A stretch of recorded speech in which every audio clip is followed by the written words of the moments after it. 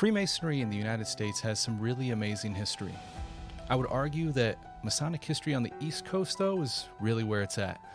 We're going to be talking about a star in the East Lodge, New Bedford, Massachusetts this evening, and we have a couple brothers on that are going to walk us through the amazing history of that very lodge. So stick with us because we have an awesome episode lined up for you right after this on Historical Light. Welcome back to the Historical Light Masonic Podcast, dedicated to illuminating our past and bringing our Masonic history to light since 2016.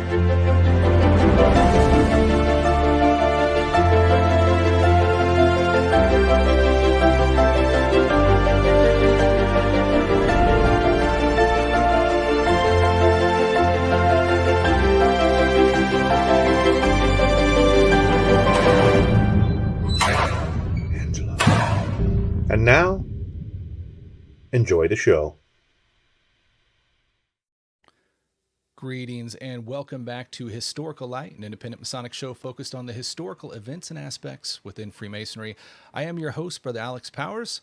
This is Historical Light. I want to welcome you all back. Thank you, everyone, for joining in live. And straight out the gate, want to send a thank you over to Brother Maddox for shooting us some stars and helping support the show. We've got a couple amazing brothers on the show this evening. They're going to walk us through some really cool history. Brother Adam and Brother Brian, I want to pass it over to you guys if you wouldn't mind to more properly introduce yourselves. Brother Brian, let's start with you. Hi, I'm Brother Brian Matthew Fernandes. I'm currently the Senior Warden at Star and East Lodge, and since 2015. I became a Mason in 2015. Thank you for having me, Alex. My pleasure. Thank you so much for coming on. Hey, Brother Adam, how you doing? I'm very good. It's a pleasure to be here. My name is Adam Pimentel. I am the current Worshipful Master of Star and East Lodge here in New Bedford. And I joined Masonry in 2013. And it's been a great ride so far. That is fantastic. So I want to apologize to everyone. I think you saw me doing some lip movements with no audio there in the beginning. I did forget to hit that stupid button. Historical Light has our own history of everything. I've said it 100 times. It is a history of technical difficulties. So we'll get there. But I want to give a thanks to you guys right off the bat because you're joining us from the actual lodge, which is stunning just to see it from this perspective. So very, very cool. I know you guys were kind of moving the camera around before and showing it's a huge lodge room and we can see how beautiful it is. So I can't wait to hear about the history of this place. Yeah, it is a beautiful lodge room. It's actually, we have two lodge rooms. We have an Egyptian room downstairs, and we are in our second floor lodge room, which is in the Tuscan style. That is fantastic. Well, before we dive into the meat and potatoes of that, we like to usually start off by doing some icebreakers and getting to know you guys personally before we really dive into the topic this evening. So one of the questions we kind of start off with is what brought you to Freemasonry personally? Brother Adam, how about you? What is it that got you to notice Freemasonry and want to join in the first place? Yeah, so for me, it's a family connection. My grandfather and my uncle on my mother's side were both Masons. My grandfather joined when he was a little older, and not long after he brought in my uncle. And in 2013, I had just moved back from Massachusetts, where I was living in New Jersey, and being back in town, my uncle asked me if I was interested in joining, and so I said sure. I'd always known that my grandfather was a Mason from the magazines that were in the house and other things, and his diploma, but he never really talked about it. And so when I had this chance, I jumped at it, and it's been great. That's fantastic. Brother Brian, what about you? What is it that really made you notice Freemasonry and want to become a member? Well, when I was younger, I had an interest in a lot of different things, and one of them, Masonry kind of piqued my interest a little bit when I was in the Marine Corps, when I was about 20 years old. And but then I got out of the Marine Corps, and I actually live only a couple of blocks from the lodge room, and I would drive by this building, and I didn't know how to get in here. I was like, I didn't think I could become a Mason. You know what I mean? I didn't know anybody who had been a Mason. I had no Masons in my family. It's something I work on strongly now, is to kind of make sure people know our doors are open because of it. So I lost, 30 years of Masonry, because it wasn't until I turned 50 that, I started thinking like, okay, I'm 50 years old. There's a bunch of stuff I always wanted to do and I never did it. It took up playing the guitar and different things. And one of them was to become a Mason. So I'd mentioned this to a friend of mine at my church, and they said, oh, Bob Lytle's a Mason. And so Bob came to me and said, oh, I can get you into Masonry. And so the reason I joined was so completely for a social aspect. I was introverted, and it was my son actually that inspired me. He was like, he'd go into a room and just light up he would like make friends immediately and stuff like that. I wanted to expand my, my social network, get out of my comfort zone. And so that's why I decided, okay, I'm going to join Masonry. And so, but now that I've joined, I love the social aspect, but I've just totally embraced everything about Masonry. I come from 4 generations of operative Masons. And so, oh, interesting. Okay. Yeah. So, my great-grandfather, my grandfather, my father, and I still run our small family construction company. So, cool. I love the operative and the speculative together. Very nice. So I'm interested. So you guys got kind of attracted to Freemasonry, got into the doors, got your feet wet. What's kept you around? Wow. I think like so many people talk about you enjoy the Freemasonry part. Yeah. But for me to be able to hang out with brothers like Brian, so many of the other guys in the lodge, I've made so many great friends, and people I wouldn't have met before. That I think is the real motivation to come back much more than once a month. As an officer, this is the 4th time I've seen Brian this week. So it's really the people. Yeah. That's awesome. What about you, Brother Brian? Yeah, I would, I'd expand on that. Well, the same. It really is the people that I love being with here. But, I've made some great friends, and I would, I definitely, glad that they're a part of my life and everything like that. But something else struck me with Masonry too is, like I came here for like completely the social interaction. But then once I heard the ritual and read the ritual, I've really, I thought my life was good before I came to Masonry. So I really wasn't looking for any type of, growth experience or anything like that. Sure. But I found it here in Masonry. And so I've really kind of taken a pretty deep dive into the ritual and, how I can apply it in my life and make my life more fulfilled and stuff like that. So I'm really, focused on that part of Masonry, because a lot of the other aspects of Masonry I can get from other sources. That's definitely those 2 things, the ritual and the friends. Yeah, that's beautiful. That's a great point.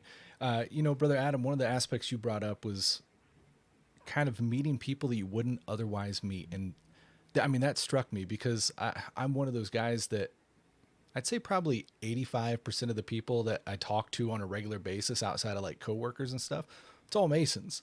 And I look at, probably good 90% of these guys, I've never crossed their paths if it wasn't for Masonry. And to think how sad that would be to not have those connections. So yeah, there's definitely something beautiful there. Yeah, that's so true. And especially in the world now where so much is done online. We were talking before, I work from home exclusively now. And if I was just coming out of college and getting into the job market and working from home, who are the people you're interacting with? Mm-hmm. Are you going out and spending your time in bar rooms or, the gym?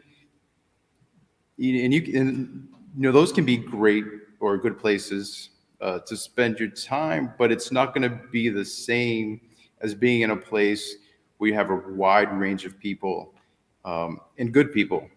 And so I think Freemasonry might actually I know it's a great place for people right now because we're so much more, or we can be so much more insulated. And being in a lodge room, you just get such exposure to so many people. It's fantastic. Right. Most definitely. Yeah. Beautifully put.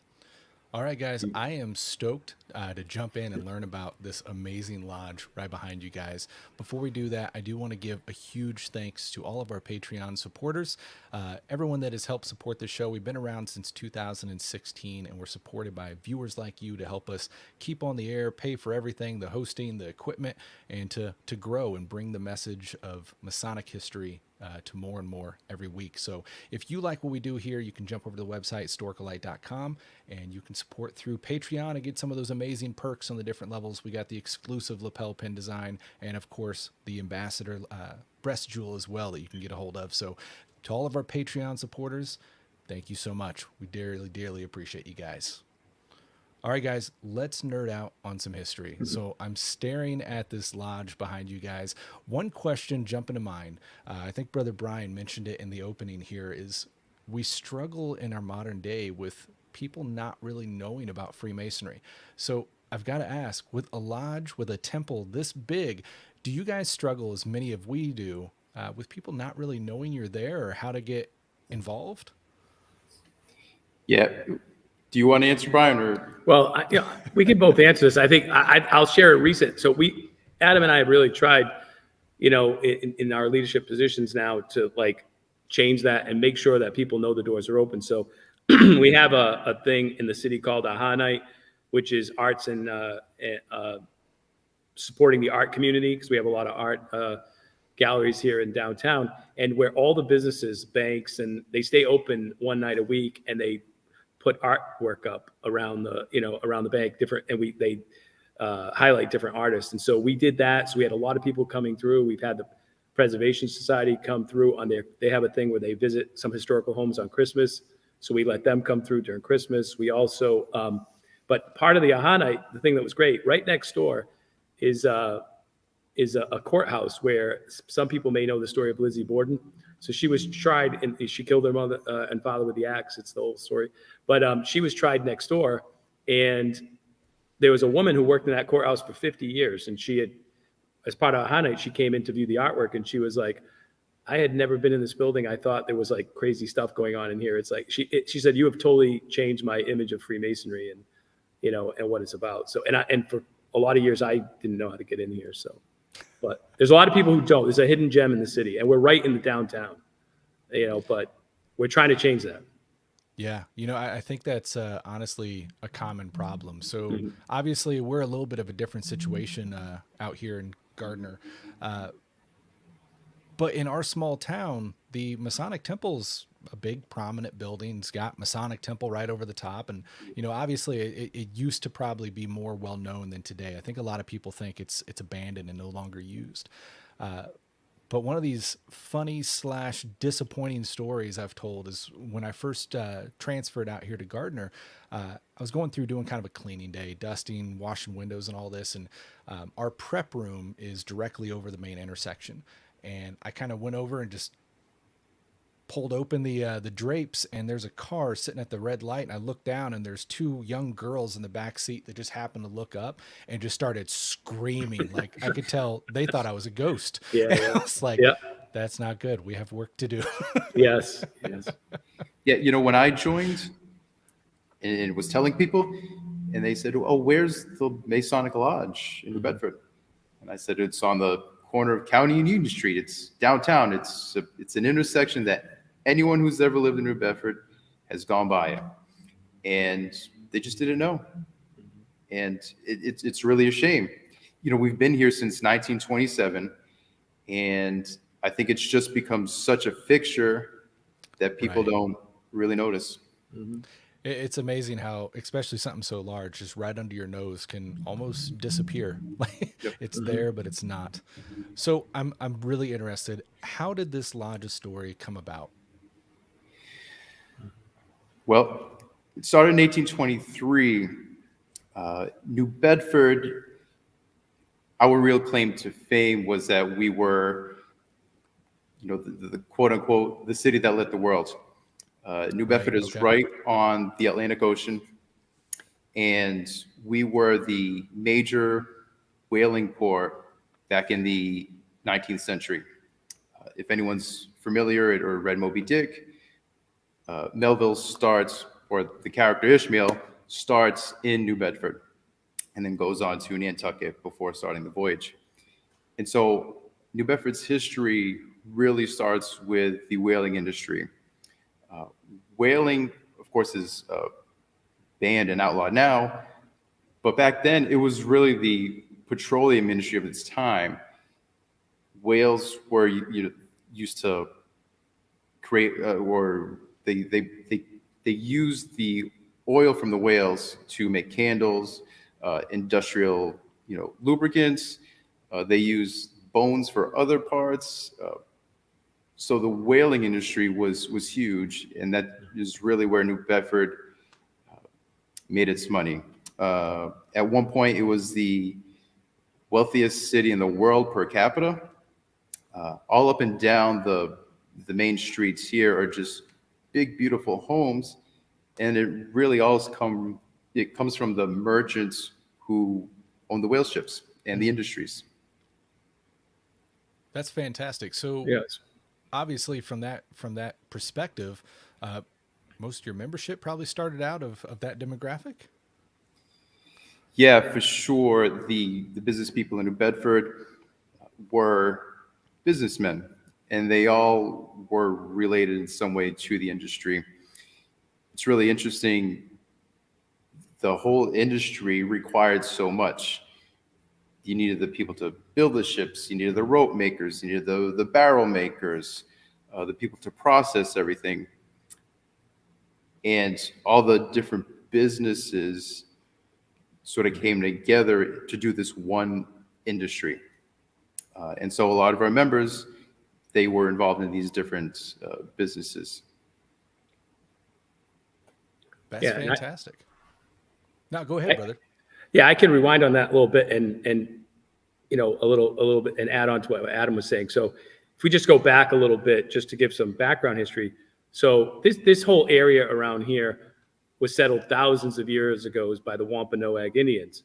And then in 1602, an English explorer, so this is 18 years before the Plymouths landed at Plymouth Rock.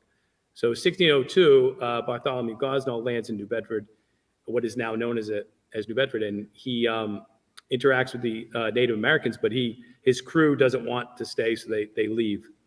And then obviously 20 years later, you have the Pilgrims who landed at Plymouth Rock. Well, the Quakers who lived there disagreed with the Puritans about using, because they were pacifists, they disagreed with using tax money to fund a military. So they left Plymouth and they settled in this area that was called Dartmouth, and it encompasses the city of New Bedford and 4 or 5 surrounding towns now. And so it was the Quakers who settled here first. They purchased the land from the Native Americans, and but there were no Masons at the time. But then in 1802, this was a very strategic bay over here, as far as also in the War of the Revolutionary War and the War of 1812. So there were a lot of military people that were living here, and they had received their degrees other places, but they wanted to form a lodge, and they formed a lodge called Washington Remembered Lodge. And that only existed for about 10 years until the War of 1812 decimated its membership, and it really, Masonry disappeared. And then we pick up where Adam was talking about in 1820, when a man named Timothy Coffin, and the Coffin family is very well known on the island of Nantucket. They were very big in the whaling industry, very wealthy people, and he was a lawyer, and he moved here to New Bedford to practice law. And when he did, he found no lodges here. And Timothy Coffin is the founder of our lodge, and he set out with 35 other Masons to found Starney's Lodge. They met in his house at first, but that's kind of like the beginnings. And I can go into more if how it developed from there, if you like. But so a lot of the fact that we have what Adam was talking about, the abolitionist movement, has a lot to do with the fact that Quakers settled this area. And so it's really a big part of New Bedford. And I think the ideals of Freemasonry go hand in hand with the ideals of the Quakers. but so that's kind of like the basis that we've led up to, and then I can talk about some more stuff after. Yeah, I mean, go for it. So we've got you guys chartering in 1823. Give us a little bit of like, so we had your founder, and you said 35 other guys that came together. Was this the first building, or what did we see when they first chartered this lodge? So at first they met, as Brian said, in someone's house. They moved into other buildings. We were in a couple different places in the city. Actually, every time they moved sort of up the hill away from the water to where we are now. Like I said, since we were 1927, we've been in the same place. Yeah, they had the very first place they met was this was only known as Bedford Village at the time. This was not a city yet. It encompassed an area called Dartmouth and this was just a small village, and it formed on the waterfront because of the whaling industry, as Adam spoke about. And so we didn't even have a police department. There was a thing called a night watch, and and above that is where the town meetings would be held. And that's where where Star and East Lodge met for the first 2 years. And then there was a brother who was building. So because of all the wealth that Adam was speaking about that was here, it was the largest concentration of wealth in the world at this time. We had the most banks in the world at the time too. So a lot of buildings, a lot of banks were being built up. And there was a brother from Star and East Lodge who was building a building in the banking district, and we met on their third floor. Okay. The interesting part about that is that we have a national park here now, a whaling national park, and part of their building is our old lodge room, which is kind of cool, and that is neat. And then we moved. We always rented though, and then at one point when we had 6 lodges in the city at one time, when Masonry started to expand and more people after the anti-Masonic period, and more people started joining, we needed our own building. And so the building we're in now, the rooms you're in now, we built, but it encompasses the forward part of the building, which was a whaling merchant's house originally. Okay, that's cool. Okay, and then it became the picture that you shared on so the front was the house, and then it became a rounders club for a while, and then when they moved next door, we bought the building and we built these lodge rooms on the back.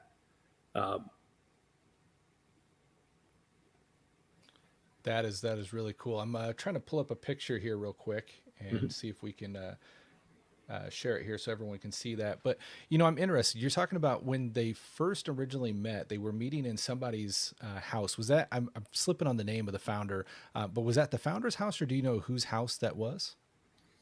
Yes. The first was it Timothy Coffin's house? Yeah. And there's so many interesting individuals. As I've gone through the history of our lodge and preparing for this podcast, one of the first people, one of the founders, was this man named Edward Taylor, who's a minister, and such an interesting story, where he was born in Virginia, immediately was adopted by a foster family, and at 7 years old, he ran away. He didn't just run away to his neighbor's house. He jumped on a ship, a Spanish ship, and essentially became a sailor. And he did that for a while. Eventually, he ends up in Boston and eventually becomes a minister. He ends up down here in New Bedford. And because he spent so many years as a sailor, it sort of became part of him. And all his sermons really used sailing themes. And sort of a long story short, he ends up being what a lot of people consider the person who Father Maple and Moby Dick was sort of based on. Oh, wow. Okay. But he became such a well-known and popular preacher. Folks like Ralph Waldo Emerson, Walt Whitman, Charles Dickens, they all wrote about this man. and how such a great speaker and orator he was. And of course, being an orator back then in the early 1800s, that was a big deal. Of course, there was no television or radio. And he was one of our founding members, which was really neat. That's awesome. So I was getting pulled up here, some of these fascinating photos. Yeah. So this is a color version of what you guys saw on the episode art that we put out for this lodge, which you can totally see right up front here is the original house, and then it was added onto, which is really, really cool to see. And I mean, that's amazing because that alone is a beautiful house. So I'm thrilled that they kept that and the history behind it. It's a very good example of a lot of the houses on County Street. I mean, again, you have to think of, imagine if ExxonMobil and Citgo and, Texaco were in this city today. Like if these were the places where their CEOs and headquarters were, this is at the time. So the front section you see, that was the original house. It was wooden at the time. But it's a very good example of a lot of the mansions on County Street, which most of the whaling merchants and captains lived. And then we built that back section, as you can see, from 1923 to 1927. It was like a 3-year process of building, and we bricked it up because that was originally a wooden structure. Right. Yeah. That is very cool. You guys did a lovely job of preserving that. Yeah, and the lodge room you saw in that picture is actually the lodge room from our previous. Let me see here. This one right here. Yeah, that's the lodge room from our 100th anniversary. So 19, nice. And so that furniture is in what we call our appellate lodge room. We have a third lodge room, and that furniture is still in there. So that is super cool. Yep. Super cool. Yeah, one of the things for us, for Brian and myself, we're so much into the history. Yeah. And for us being in this lodge room since 1927, it's just so neat to think of all the people who sat in these chairs. Right. It's amazing to look back at the records. Our meeting minutes were handwritten. We have them going all the way back to the founding. So 1823, just going through this is amazing. The penmanship and all the names in our bylaws and those early members, they're all names of the streets here in New Bedford. Mm-hmm. They're the names of the parks and the buildings and the schools. Yep. And to be a part of that line is just really neat for us. It's kind of like you were saying early, funny story, but bad story. When the girls saw you, that's a good story. And for me, it's like, why aren't we that intricate a part of the community today? And it's something me and Adam are working really hard to do because, one of the members of our lodge, he's in private practice now, but when I joined, he was the chief of staff at the hospital. I mean, we still are people of this community that serve, important roles. Some of the members of our, the council, the city council and stuff. So it's like, but back then they were more, connected to the community as Freemasons, Yeah, definitely. I think the pace of life has obviously changed so much throughout the years, and the faster things go, the less we stop to look around. And I think even with these massive prominent buildings like you're sitting in, they just oddly disappear to the modern community.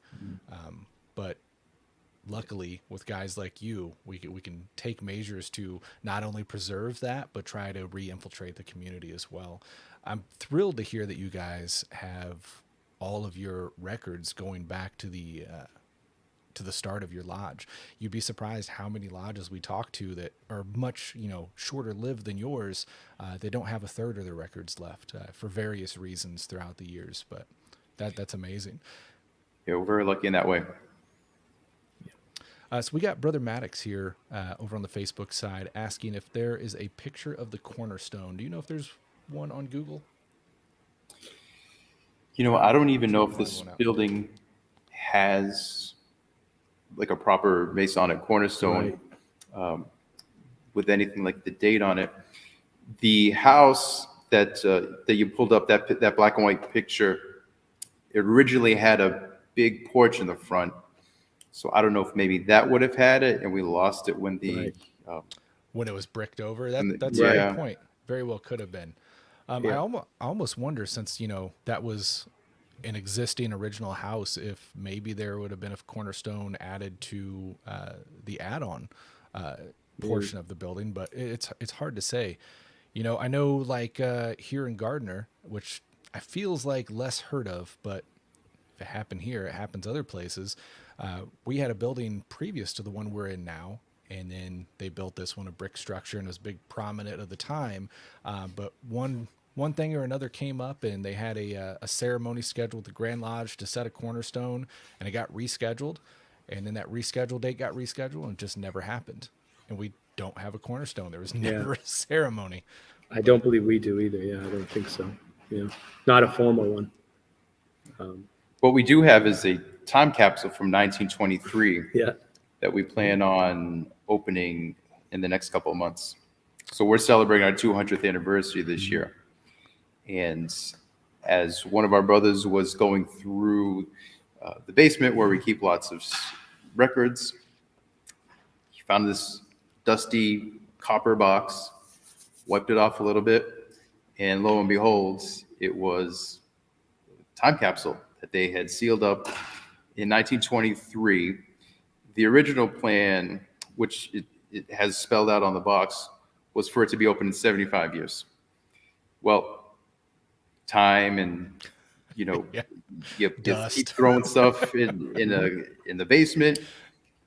They forgot about it, but we were lucky enough to find it, and we said, well, this is great because we're celebrating 200 years now. So their loss is our gain, and we're really looking forward to opening. That's pretty cool. Yeah, make sure you guys keep in touch. Well, actually, if you don't mind, I would love to do a follow-up episode on that and kind of cover some of the things you find, because opening in the 1830s and expecting it to be open in 75 years, here you are this many years later. I'm thrilled to find out or hear what you guys find within that box. It's going to be some cool stuff. Yeah, absolutely. Another cool aspect of our, which has now become the history of our lodge, is, so as I told you at one time, there were 6 lodges in New Bedford, and we've absorbed 2 of them into our body, Pascomanset Lodge and Wamsutta Lodge. Wamsutta Lodge has a very interesting history. I don't know the exact year. I think it was like 1949 or something like that, but it was specifically a lodge for Jewish men, and it was because of the anti-Semitism after World War II they formed. And for years, they only had Jewish masters and Jewish members. But, they ended up, getting, members of all types. But it was formed basis on, of a Jewish lodge. And then we were absorbed into, they were absorbed into our lodge in like 95. One of their great champions that they have was the fact in the lifetime of members who are still members of our lodge is the master of their lodge, who's a member of our lodge, Gus Cody, and still alive, he's 90. And he merged the Prince Hall Lodge, and he was the first to recognize Prince Hall lodges in Massachusetts. And they had the Grand Master in this room, the Grand Master of Masons and the Grand Master of Prince Hall here met in this room, and for the first time. So that's another thing we're proud of. New Bedford has a long history of abolition. And I think it's because, again, ties into the whaling industry, because we had so many immigrants here of different, the city has been really welcoming to different waves of immigrants that have come here at different times. I'm Portuguese. There was a big Portuguese movement here because of fishermen. And so we've done a really great job of that, and being a safe place for abolitionists and stuff like that. And so the fact that Freemasonry merged with Prince Hall here in New Bedford is fitting as well. Yeah, that's so cool to hear that ceremony happen there. That's really neat. Being here in the Kansas City area, we're able to kind of connect on that with the abolitionist movement. We got all the history with John Brown and everything else all around us here. Yep. So really, really fascinating times. Tell us a little bit about that section of history in connection to the lodge. Yeah, so as Brian, we talked about the Quakers and their relationship to the beginnings of New Bedford. they believed, like we believe, that sort of all men are created equal, Definitely. right? We're all sons and daughters of the great creator. And so that persisted until the times of, the early 1800s. And New Bedford was a really strong abolitionist city. We had, we were a stop on the Underground Railroad. And it's interesting, the Underground Railroad, you get the image of people traveling across land. Because we are a port, a lot of the escaped slaves who were coming here were getting here by ship. As a matter of fact, the most famous is Frederick Douglass. New Bedford was the first place where he lived as a free man.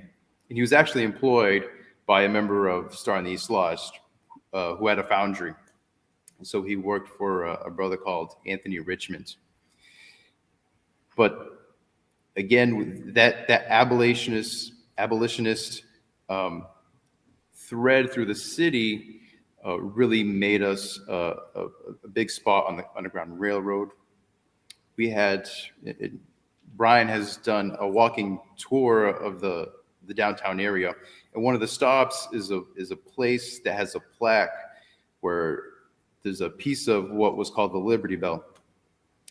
And this bell would ring when, the slave catchers were coming into the city to look for these people who were here. Mm-hmm. And so someone in the city would ring the bell and let everyone know, take cover or, be on the lookout for these slave catchers who are trying to take people back. Mm-hmm. And again, like Brian was talking about, with New Bedford being a place that has welcomed a lot of people, it starts from, back then. And part of it, as it relates to whaling industry, it's a tough industry. And so you would take anyone and you would respect anyone who's doing that work because it was so dangerous, it was so hard. And so it didn't matter what you looked like, where you came from. If you were willing to do that, they would accept you. And a lot of the merchants were of that class, from the Quakers. So it all merged together and mixed in with Freemasonry in a real sort of cohesive way. Right, and a Masonic connection to Adam's story too is Frederick Douglass.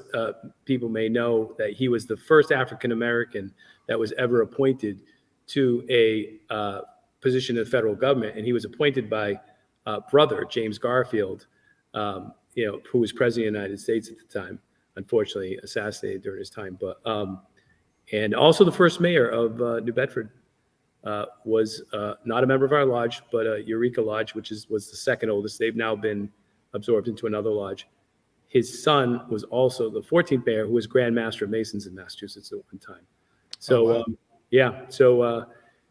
a lot of, and also as far as the slave mention goes, like Adam was talking about, the largest slave revolt in history, the Pearl, which happened in Washington, D.C., 67 slaves tried to escape on the Pearl. The captain of that ship, Daniel Drayton, because he was arrested and thrown in jail and beaten, he came to New Bedford because he wasn't from here, but it was a safe place for him, and he died here in New Bedford. It's buried here in New Bedford.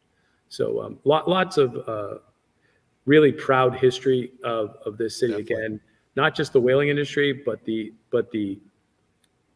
way that New Bedford has adapted, and it's still relevant today, to different waves of migration and all living peacefully in the city together and cohabitating. It's really a great story. Oh, 100%. I'm sitting here thinking about, as we go through the history of so many different Masonic lodges, especially throughout the U.S., every lodge has kind of their story. Mm-hmm. But your guys' lodge has like so many different stories that really come in and it's amazing to hear. I mean, it sounds like we're talking about 25 different lodges here, but your lodge just has all these beautiful angles to make it what it is. And that's really making me wonder, which we touched on slightly, your lodge's history, the records and everything. So you guys have mentioned that you still have the records going all the way back. Have you guys taken any initiative to digitize those, or preserve those in a manner to make sure that that history's there for years to come? We've talked about it, and I know you had an episode recently about digitizing all this stuff. We haven't started doing that yet. I have taken some of the old minute books home and trying to read them.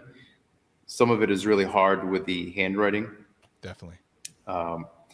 And I can't transcribe it word for word.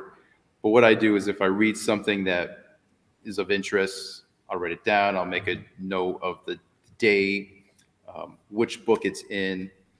In this way, we have, a little bit of a electronic history. Right. Also makes it searchable.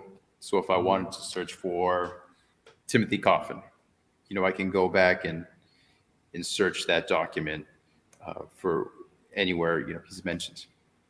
Yeah. 100%. It is something that we really ought to do. Absolutely. And I don't know what the situation was.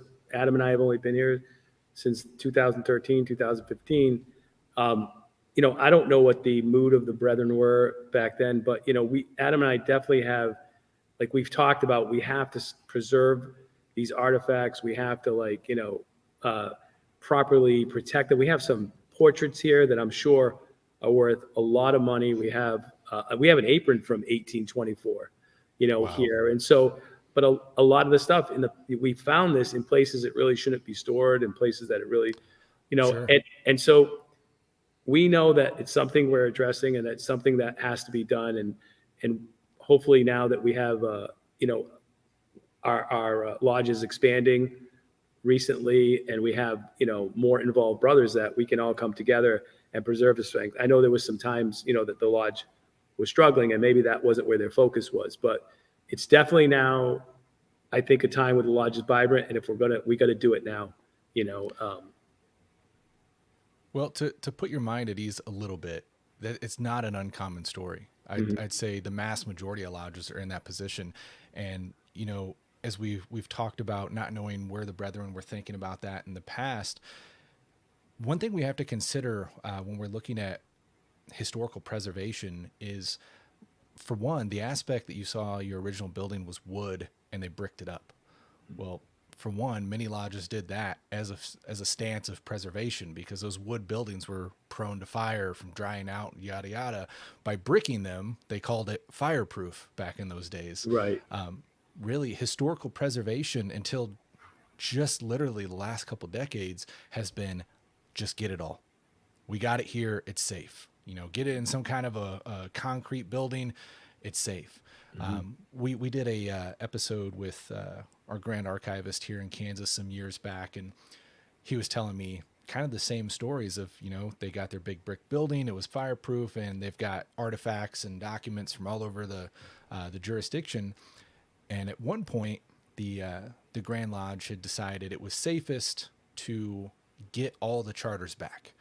They wanted all the original charters. So the mass majority of charters you see in Kansas in lodges today are official reproductions from that time. They made reproductions, sent those out. All the original charters were to be safe in the Grand Lodge. And sad story I was told is they found these in a roll top desk that had just kind of been shoved in there all over the years. Because that was the thing. Just get them all. Well, and over years you got them, and they end up getting stored in positions and ways that are unsuitable. But that's where we come in today's age, and it's wonderful to see brothers like you.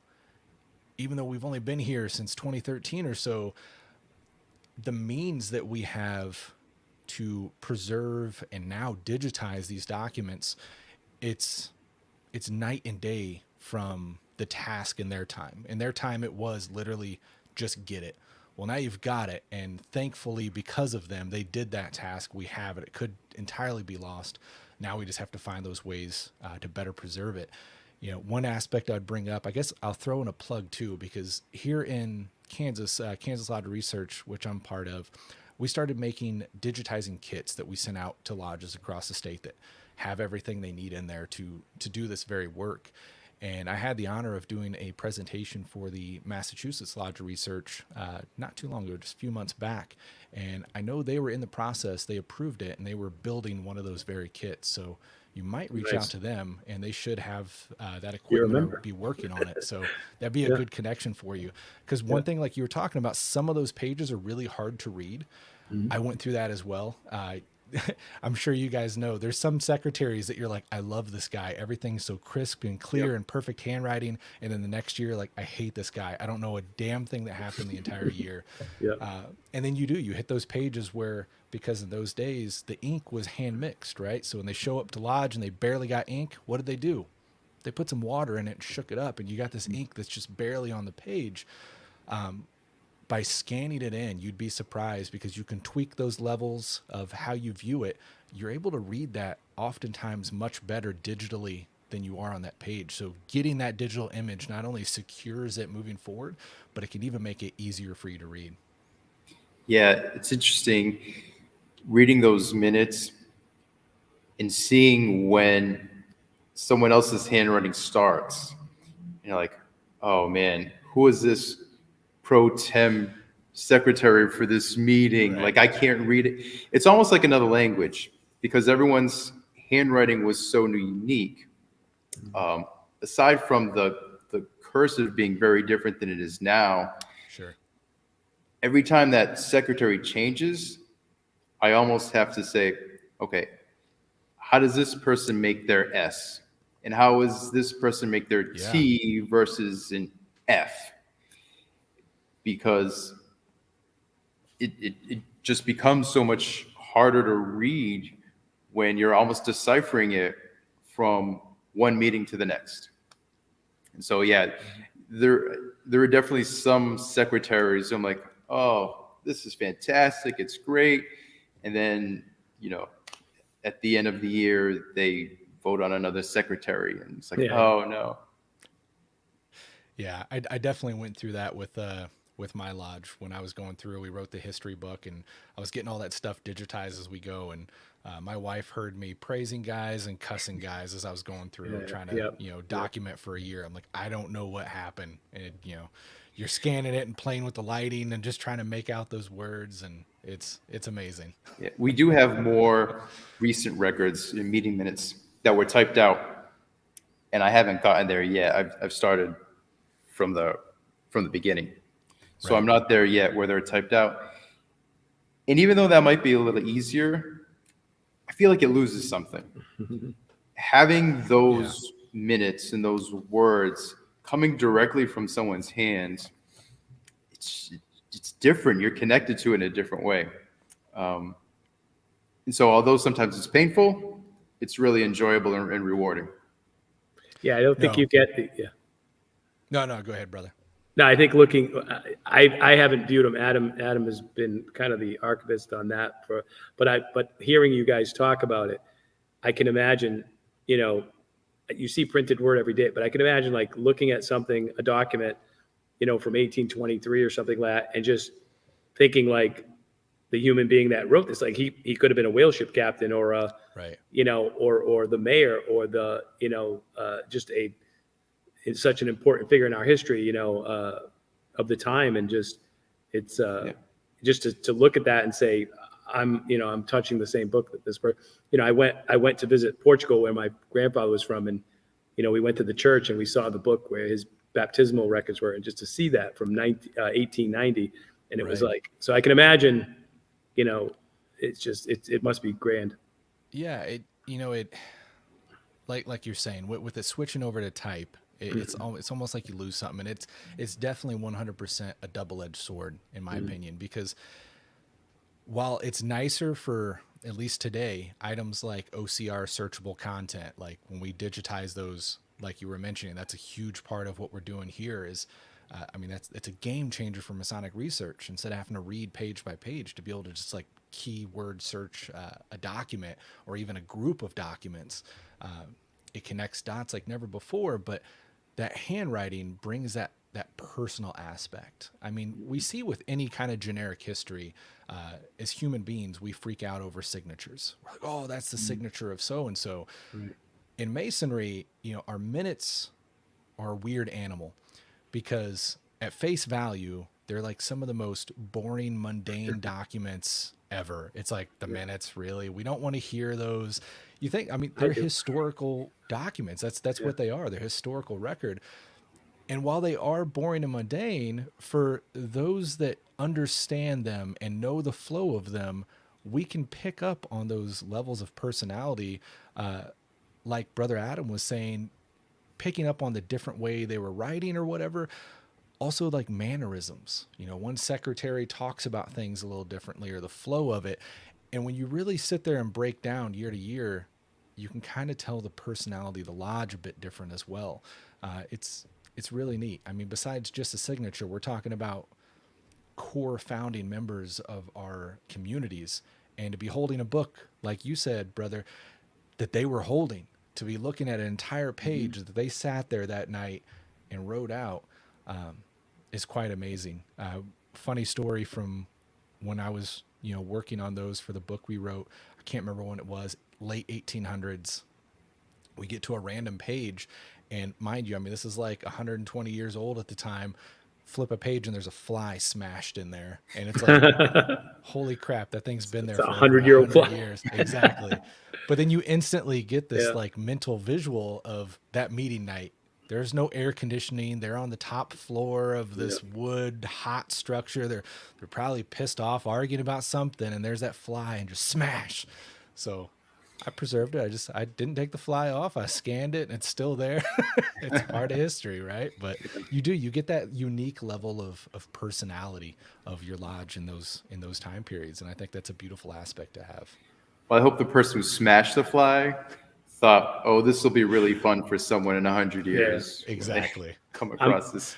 I'm sure Adam has seen a lot of them, but the one for the minutes, I know they are boring things, but you never know what that piece is going to be. I had to reach out to Adam one time because I put together a tour of the cemetery. I found that all the famous Masons from around here were buried in the same cemetery. So I did a tour of it. And as I was walking through looking for the gravestones, we came across this one stone, and it said Reverend Isaac Sabin House. This stone was erected by the Brethren of Star and East Lodge. And I'm like, Oh, wow. I want to find out about this guy, And so it showed his death date. And so I asked Adam to research the minutes, and he found, where, one of our past masters, he had that our member, Brother House, had passed away, and to reach out to the widow house and see if she needed anything. And then it shows them voting on erecting a stone for him and his daughter. And then when I found out who this guy was, I started reaching him, and he was a pretty incredible guy. But it's just, I would have never known his story other than this little printing guy. If we didn't have those minutes, we would have never found out who this guy was. And he's a very interesting character, but who died very young and tragically. But it's, that's just one thing, how those minutes can be so important. You know what I mean? I'm sure it's like to the city of New Bedford, I bet there's a history of the last 200 years of New Bedford in those books. You know what I mean? In a lot of ways. Yeah. I mean, it's one of those aspects. So like with lodge research here, we're telling everybody to digitize. And the first question is, we've got so much crap. What do we digitize? Just the minute books, just the Tylers, like what? And as much of a pain as it is, I always tell them, because we put everything in these kits, we're like, if you can, digitize everything. Because I'd rather have rando files to delete than to not have something and never knew it existed. So a lot of people, most lodges have like file cabinets and different letters from over the years and stuff like that. A lot of, it's just old letters, it's junk. And some of it may be, but but you never know when there's a dot within one of those letters that's going to connect a whole bit of history. And as we were able to get these scanned in, and we got that OCR that is working. So one thing we're doing here with our archive digitally is everything that gets scanned in is OCR. So now instead of having to read page by page, we can search a document. But instead of just searching a document, we can go to the head of the database and just search a keyword term. And anything connected to that's going to come up. So then you think about when we get our entire state digitized, the entire country digitized, we'll be able to do Masonic research from a guy in Kansas that, oh, he was in Star in the East Lodge this date. Wow. How would I have ever known that? So just, stressing the importance of getting those scanned in for those guys 50 years past your time, because those pages unfortunately don't last forever. Yeah, and to that point, if we can digitize the whole country, like you said, I was reading the minutes, and in New Bedford being a port town, Yeah. in a city with lots of going on, we had lots of visitors. And you see these people coming and visiting from all over the place. And you just think, how much do they have to go through? And what was that journey like for them to get here in, 1830? There was one visitor we had from, I think it was California Lodge number 1. And this lodge, I believe, still exists in San Francisco. And to come all that way back then, Yeah. it's just mind-blowing. To King Kamehameha. Yeah, so King Kamehameha was here in New Bedford. I think our commandery at an Iram, correct? And so he visited in one of his visits to the state. But it's just amazing to me when we see people from all over the world here in New Bedford recorded in our minutes, and it's just really neat. No, that is amazing. I mean, to think about someone coming clear across the country, like they didn't catch in a cross country red eye. Like in those days, that was quite the journey to undergo. Very, very impressive. Yeah, it's really neat. And we still are an international city. Like Adam's, you make a great point, Adam. The transient nature of this city, which is, talked about in Moby Dick, but we're still the largest fishing port in the world by dollar. And we for years were both in catch and dollar. But we're still a very international city. A lot of people still come through here. The National Park, the Whaling Museum, people come from all over the world to visit that. And and actually now we're leaning into a new energy source with wind. Yes. Offshore wind specifically. New Bedford is really getting on top of that with some of our new infrastructure and new businesses starting here. So that's fantastic. We've been really constantly evolving since the 1800s. Mm-hmm. I think it's beautiful to sit here and hear about all these different personalities of Star in the East Lodge that have came together to really evolve into what you have today, and then to hear how it's not done. It's still growing. It's still evolving into the future, thanks to gents like yourselves. So thank you guys for everything you're doing there, because you've got an amazing history that's been left in the right hands, it seems. Well, thanks. We're certainly going to do our best, and we hope the lodge becomes much more well known and recognized by the city, because we do a lot of good things. The history is great, but throughout our history, not just the folks from 200 years ago, we've had a lot of people do really amazing things, and guys are still doing that today. And we don't do it for the recognition, but we need people to know that we're still here. 100%, yeah. And for those other good people who are out there, you don't have to do it by yourself. You can join a group of people here in Freemasonry and just sort of multiply the effect that you have on your community. Mm-hmm. Beautifully said. Well put, brother. Well, we are at the top of the hour. We can continue the conversation, but we always have our traditional toast at 9 o'clock. Well, 9 o'clock for us, a little later for you guys. I would ask if one of you brothers would be kind enough to offer up a toast for us this evening. It's all you. It's all you. Okay. Then I would like to propose a toast to all the brothers, wherever you are.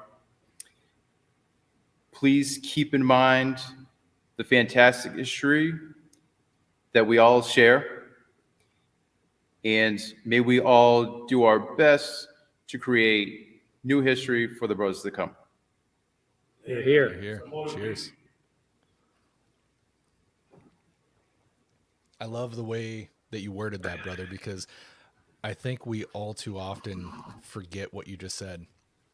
The history that we all share. You know, so much do we get into my lodge, my lodge, my lodge, that we kind of forget Freemasonry as a whole. And you guys represent my Freemasonry within your community.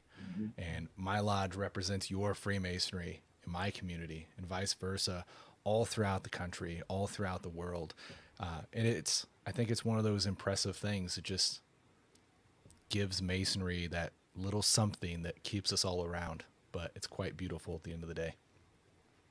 Absolutely. Yeah. Especially here in this city. I don't think there's probably very few Masons that stayed here their whole life, right? They came from other places and they went on to other places, Right. So. There's actually a passage that might put a great bow on this. It's, if I may read it, it was written during our 50th anniversary. So this was 1873. And I think it really, like I said, encapsulates New Bedford and Freemasonry. So again, I'll just read it. The history of the lodge was for many years the history of Freemasonry in this town. It was the central home about whose hearth gathered not only its own members, but many visitors.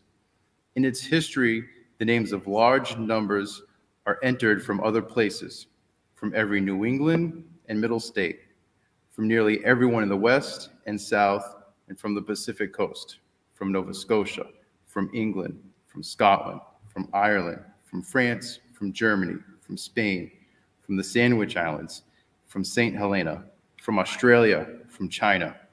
Names of men unused to our years, besides a long list whose lodges were not recorded.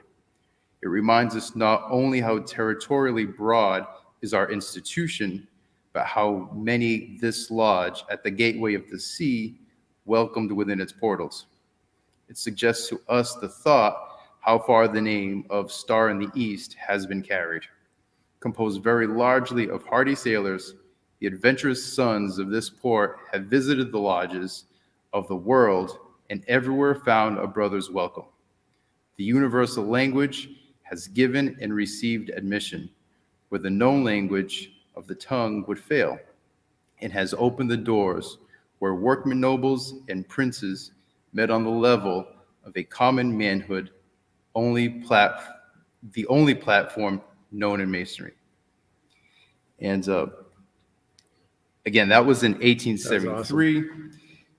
But it still is relevant today. Mm-hmm. Yeah. And those are some heavy words. That was beautiful. That was I'll awesome. ask you a favor, if you wouldn't mind to send me that after the show, and I will get that in the show notes for everyone to read and enjoy, because that was fantastic. Mm-hmm. Yeah, absolutely. I'd be happy to. Brothers, you guys have shared some amazing history this evening of Star in the East Lodge that I'm sure only touches the tip of the iceberg with such an amazing organization. I know for one myself, I want to get back out there. I'm a huge fan of Massachusetts Masonry, but I need to come visit this lodge in person and sit where you're sitting in that lodge room, because that's a pretty fascinating place. So I know I'm going to be there. I will be there. I cannot wait. Hopefully I can explore all the nooks and crannies of that place. But any final words, final thoughts, anything else you'd like the viewers and listeners to know about Star in the East? I just want to thank you for having me, Alex. And for giving us an opportunity to share our wonderful history and culture with all your listeners. And, I have nothing else to say about Star and East other than, like I think what was in that writing that Adam wrote and what he shared in his toast, our focus is here's to the next 200 years, and creating our own history. But thank you for having me. And I look forward to seeing you when you come up. Me as well. How about you, brother? Yeah, for me, it's been great, and I really appreciate the chance to be on with you and talk a little about Star in the East. We're so lucky for people who love history and we didn't know this at the time when we joined Star in the East, that it was the oldest lodge in New Bedford. And me personally, I get to be the one in the East when we celebrate our 200th anniversary. And, that it strikes me as being so special, and I'm so grateful for it. I've just been very lucky. And I look forward to the years to come and creating more history. Well, brothers, thank you so much for coming on this evening. It's been an honor and a thrilling ride to hear about the amazing history, all the different personalities that have come together throughout the years to really construct Star in the East Lodge.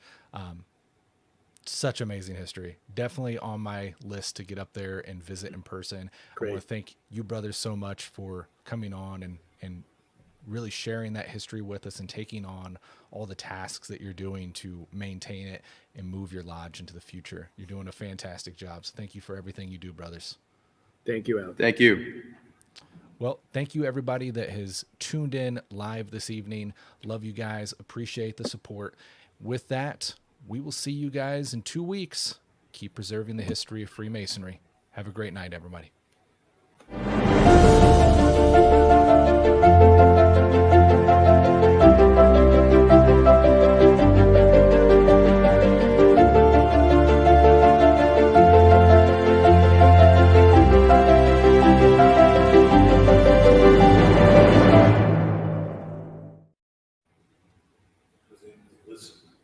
But it's like a 2-second belt.